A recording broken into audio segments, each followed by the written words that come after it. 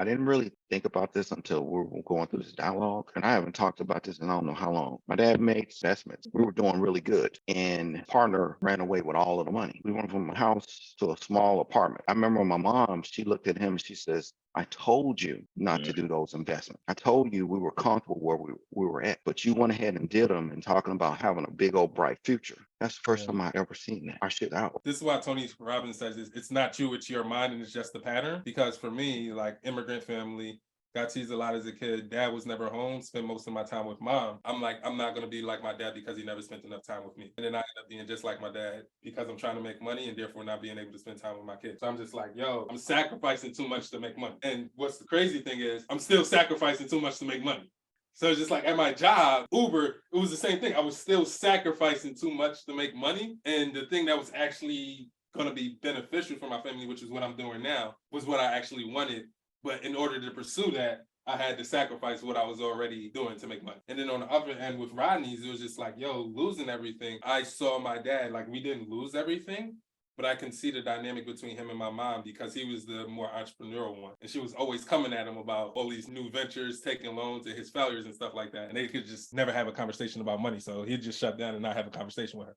I'm happy for you that has been uncovered and you have a chance to go through that.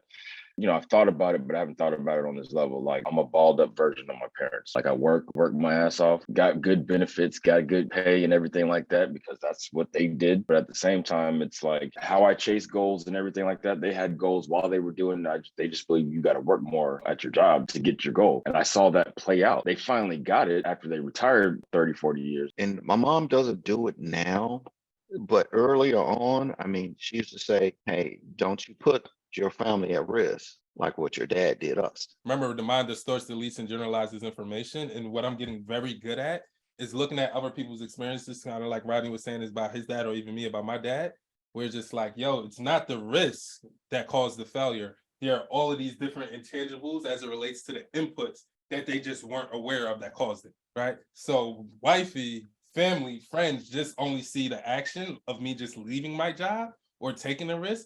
They didn't see all of the other things, they didn't see the state that I was in from day to day. They didn't see how I wasn't meeting my needs. They didn't know my rules, my beliefs, and my values. Because it wasn't the risk in itself that fucked everything up. It was how much inner conflict that I had that fucked everything up. Mm-hmm. And that's the story that most people can't articulate or tell, or even know that's going on. And that's what really messes it up.